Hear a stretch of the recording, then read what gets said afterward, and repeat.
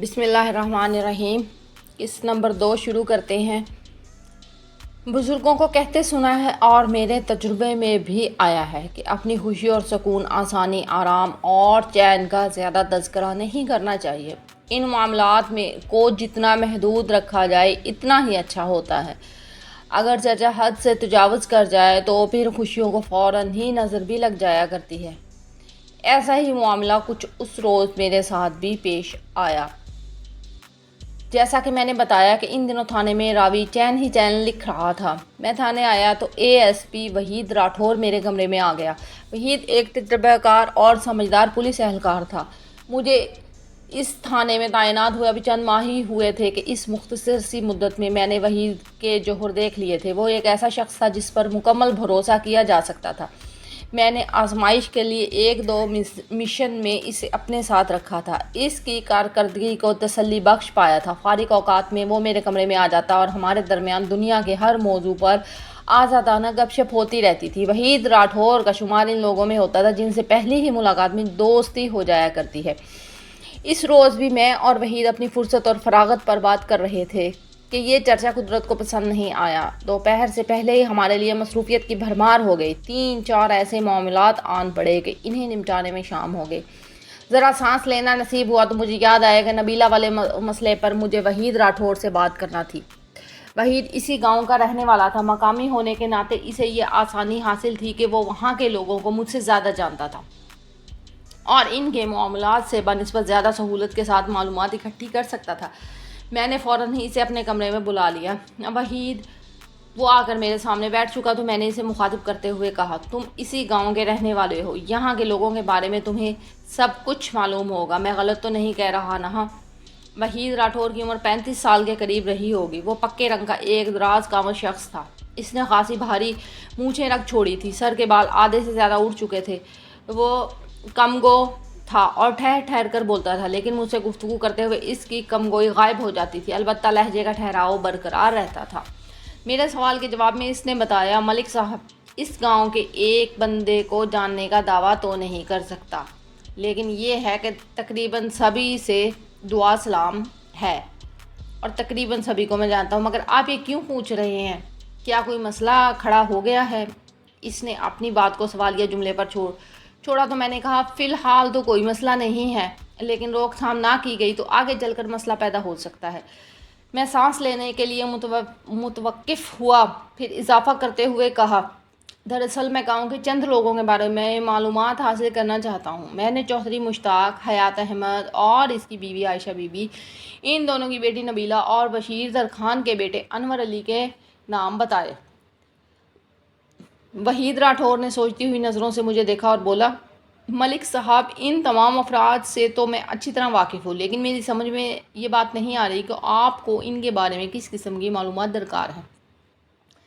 میں سمجھاتا ہوں، میں نے ٹھہرے ہوئے لہجے میں کہا، مجھے پتہ چلا ہے کہ حیات احمد کی بیوی عائشہ اپنے خاوند کو جوتے کی نوک پر رکھتی ہے۔ وہ بیچارہ کسی الو کے موافق گھر کے کونے خدرے میں پڑا رہتا ہے، گھر کے کسی معاملے میں اس کو شامل نہیں کیا جاتا، اور عائشہ بالا ہی بالا نبیلہ کی شادی چودھری مشتاق سے کرنے والی ہے، جبکہ نبیلہ چودھری سے شدید نفرت کرتی ہے۔ وہ بشیر ترکھان کے بیٹے انور علی کو پسند کرتی ہے۔ یہ ہے ساری کہانی۔ میں لمحے بھر کے لیے متوقف ہوا، پھر اضافہ کرتے ہوئے کہا، میں اس کہانی کی حقیقت جاننا چاہتا ہوں تاکہ آئندہ کے لیے لاہے عمل تیار کیا جا سکے۔ اس نے بڑے تحمل سے میری بات سنی اور میرے خاموش ہونے پر ٹھہرے ہوئے لہجے میں بولا، ملک صاحب، میں بشیر ترکھان کے اکلوتے بیٹے انور علی کو تو جانتا ہوں، لیکن مجھے یہ پتہ نہیں کہ کوئی نبیلہ اس کو پسند کرتی ہے۔ البتہ جہاں تک حیات احمد کے گھر والی عائشہ کا تعلق ہے تو اس کا معاملہ میں اچھی طرح جانتا ہوں۔ وہ رازدارانہ انداز میں بتانے لگا، ملک صاحب، میری معلومات کے مطابق عائشہ اچھے کردار کی عورت نہیں۔ میں نے سنا ہے اس نے اپنے خاوند کو الو کا گوشت کھلا رکھا ہے۔ میں نے بدستور چونکتے ہوئے لہجے میں کہا، کہیں تمہارا اشارہ اس جانب تو نہیں؟ وحید، نہیں۔ اس نے بڑی شدت سے نفی میں گردن ہلائی۔ جناب، الو کے گوشت والی کہانی تو میرے علم میں نہیں، میرا اشارہ چودھری صاحب کی طرف ہے۔ چودھری صاحب؟ تمہارے کہنے کا مطلب ہے چودھری مشتاق؟ میری حیرت میں اضافہ ہو گیا۔ جی، میں چودھری مشتاق کی ہی بات کر رہا ہوں، وہ مضبوط لہجے میں بولا، لیکن میں نے ٹٹولتی ہوئی نظروں سے اسے دیکھا۔ چودھری مشتاق اور عائشہ کا آپس میں کیا تعلق؟ ملک صاحب، میں نے مر کر اپنی قبر میں جانا ہے، وحید راٹھور نے گہری سنجیدگی سے کہا۔ میں نے چونکہ اپنی آنکھوں سے کچھ نہیں دیکھا اس لیے دعوے سے کچھ نہیں کہہ سکتا، مگر وہ لمحاتی توقف کے بعد دوبارہ گویا ہوا۔ مگر گاؤں میں عائشہ کے حوالے سے کوئی اچھا تاثر نہیں پایا جاتا۔ لوگ ظاہر ہے کہ چودھری سے ڈرتے ہیں اور اس کی ناراضگی کو برداشت نہیں کر سکتے، اس لیے سب کچھ جانے بوجھتے ہوئے بھی خاموش رہتے ہیں۔ لیکن حقیقت یہ ہے کہ لوگوں کے خیال میں عائشہ کوئی باکردار عورت نہیں۔ تو کیا چودھری مشتاق اس ٹائپ کا بندہ ہے؟ میں نے تصدیقی لہجے میں پوچھا۔ ASI نے اسبات میں گردن ہلانے پر اکتفا کیا۔ میں نے گہری سانس خارج کی اور کہا، میں نے سنا ہے چودھری مشتاق 60 کے پیٹے میں ہے اور عائشہ بھی 45 کے قریب ہے۔ اس عمر میں جبکہ اولاد بھی جوان ہو چکی ہو تو انسان میں خاصا ٹھہراؤ آ جاتا ہے۔ لیکن میں نے پرسوچ انداز میں جملہ ادھورا چھوڑا تو وحید راٹھور نے جلدی سے کہا، ملک صاحب، آپ نے مردوں کے حوالے سے تو وہ محاورہ سنا ہوگا، ساٹھا پاٹھا، تو اپنے چودھری مشتاق کا شمار بھی ایسے ہی مردوں میں ہوتا ہے۔ وہ معنی خیز انداز میں متوقف ہوا اور پھر رازدارانہ لہجے میں بولا، اس میں کوئی شک نہیں کہ عائشہ 45 سال کی ہے، لیکن شاید آپ نے اسے دیکھا نہیں۔ ہاں، میں نے اسے دیکھا نہیں۔ میں نے گہری سنجیدگی سے اسبات میں گردن ہلائی۔ کیوں، کیا خاص بات ہے اس میں؟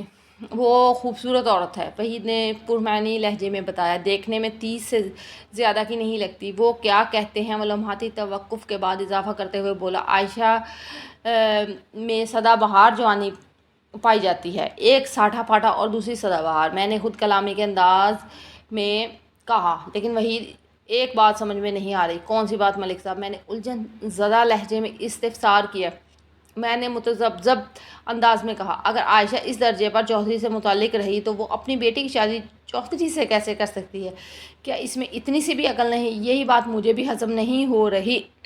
ملک صاحب، وہ صاف گوئی کا مظاہرہ کرتے ہوئے بولا، آپ نے کہا ہے تو میں اس معاملے پر غور کر رہا ہوں، ورنہ مجھے تو یہ بالکل بھی یقین نہیں آیا۔ یہ ٹھیک ہے کہ عائشہ ایک حسین و جمیل عورت ہے اور اس کی بیٹی نبیلہ بھی اسی پر گئی ہے، یہ تو مخمل میں ٹاٹ کا پیوند والی بات ہے۔ چودھری اپنی عیاشی کے لیے تو خیر چھوڑے ملک صاحب، مجھے مر کر خدا کو بھی جواب دینا ہے۔ میں کسی کی عیب جوئی کر کے خواہ گناہ گار نہیں ہونا چاہتا۔ میں بھی یہ نہیں چاہوں گا کہ تم گناہ گار ہو، میں نے گمبھیر لہجے میں کہا، لیکن یہ تو پتہ چلنا چاہیے کہ اس کی شادی والی کہانی کی حقیقت کیا ہے۔ اس کے لیے تھوڑی تحقیق کرنا پڑے گی ملک صاحب۔ وہ پرعزم لہجے میں بولا، ٹھیک ہے، تم آج ہی اس منصوبے پر کام شروع کر دو۔ میں نے فیصلہ کن لہجے میں کہا، اور جیسے ہی کوئی مثبت یا منفی نتیجہ سامنے آئے تو فوراً مجھے آگاہ کرو۔ اس کے بعد بھی تھا جس نے اس جوان کو کالر سے دبوچ رکھا تھا۔ خوشیہ نے اسی حوالے سے اپنے ساتھی کا تعارف کرایا تھا۔ میں نے گھور کر پستہ قامت خوشیہ کی آنکھوں میں دیکھا اور پوچھا، تم نے اپنا اور اپنے ساتھی کا تعارف تو کرا دیا، تم دونوں کے انداز سے یہ پتہ چلتا ہے کہ تمہارے پیچھے کسی طاقتور بندے کا ہاتھ ہے۔ اب ذرا یہ بھی بتا دو کہ اس تھانے کا انچارج کون ہے؟ خوشیہ میرے سوال پر بری طرح چونکا، پھر اپنی توند پر ہاتھ پھیرتے ہوئے بولا، جناب تھانے دار تو آپ ہی ہیں، میں تھانے دار ہوں تو تھانے داری مجھے ہی کرنے دو۔ میں نے سنسناتے ہوئے لہجے میں کہا، مجھے یہ بتانے یا سمجھانے کی ضرورت نہیں کہ کس کو حوالات میں بند کرنا ہے، کس کو ڈرائنگ روم کی سیر کرانا ہے۔ میری بات سمجھ رہے ہو نا؟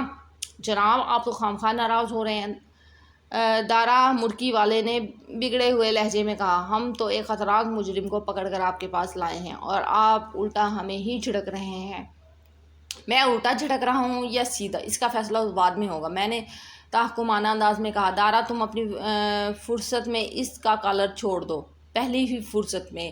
دارا نے ایک لمحے کے لیے مجھے متذبذب نظر سے دیکھا، پھر اس مسکین صورت شخص کو اپنی گرفت سے آزاد کر دیا۔ اس نے سکھ کے ایک گہری سانس لی اور تشکر آمیز نظروں سے مجھے دیکھنے لگا۔ وہ شکل و صورت سے ایک بھلا مانس آدمی دکھائی دیتا تھا۔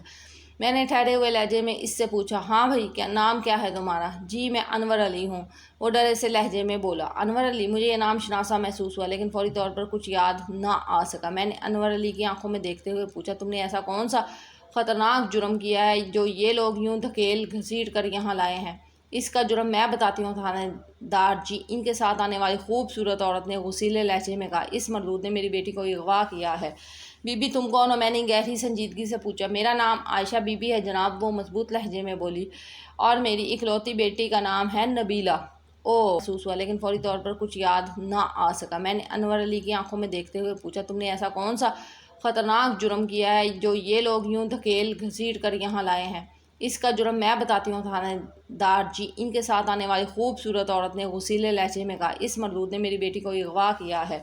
بی بی تم کون ہو؟ میں نے گہری سنجیدگی سے پوچھا۔ میرا نام عائشہ بی بی ہے جناب، وہ مضبوط لہجے میں بولی، اور میری اکلوتی بیٹی کا نام ہے نبیلہ۔ اوہ، ایک منظر میری یادداشت میں گھوم کر رہ گیا۔ کیا تم حیات احمد کی بیوی ہو؟ میں نے اضطراری لہجے میں پوچھا۔ جی، آپ بالکل ٹھیک پہچانے ہیں۔ اس نے اسبات میں گردن ہلائی اور پھر انور علی کی طرف اشارہ کرتے ہوئے بولی، اس شیطان نے میری بیٹی نبیلہ کو ورغلا کر پتہ نہیں کہاں غائب کر دیا۔ آپ اس کے خلاف پرچہ کاٹیں گی اور اس کی اتنی پٹائی کریں کہ ہاتھ اور پاؤں جوڑ کر نبیلہ کا پتہ بتائے۔ اب یہ آپ کے حوالے ہے تھانے دار جی، ان دونوں سانڈوں نے پہلے ہی مجھے بہت مارا ہے، انور علی نے فریادی لہجے میں کہا۔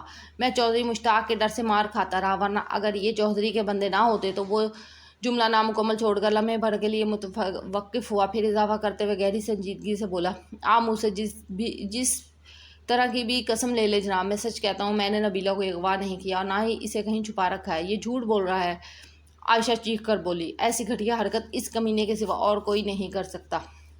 یہ ساری کہانی اب کھل کر میرے سامنے آ گئی تھی۔ میں نے کل صبح ہی نبیلہ کو دیکھا تھا اور ASI وحید راٹھور کی زبانی عائشہ کے حسن و جمال کی جو داستان سنی تھی وہ لفظ بلفظ درست ثابت ہو رہی تھی۔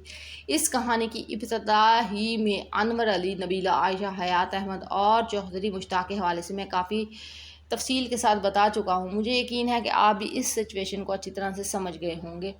نبیلہ اور انور علی ایک دوسرے کو پسند کرتے تھے اور آگے چل کر شادی کی خواہش رکھتے تھے، مگر عائشہ اپنی بیٹی نبیلہ کی شادی چودھری مشتاق سے کرنے کی خواہاں تھی۔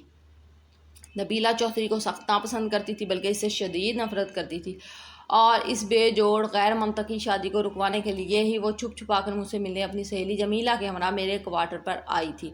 سچی بات تو یہ ہے کہ انور علی مجھے ایسا شخص محسوس نہیں ہوتا تھا جو نبیلہ کے اغوا میں ملوث رہا ہو۔ دوسری جانب چودھری کے دو مسٹنڈوں کا انور علی کو زد و کوب کرتے ہوئے تھانے تک لانا یہ ظاہر کرتا تھا کہ چودھری انور کو کسی لمبے چکر میں طویل عرصے کے لیے فٹ کرانے کا ارادہ رکھتا ہے۔ موجودہ حالات کے تناظر میں ایسا ممکن بھی دکھائی دیتا تھا۔ مجھے سب سے پہلے یہ معلوم کرنا تھا کہ نبیلہ کب اور کتنے بجے سے لاپتہ ہے۔ اس کے بعد یہ تحقیق قدرے سہل ہو جاتی کہ اس کے اغوا میں کس کا ہاتھ ہے۔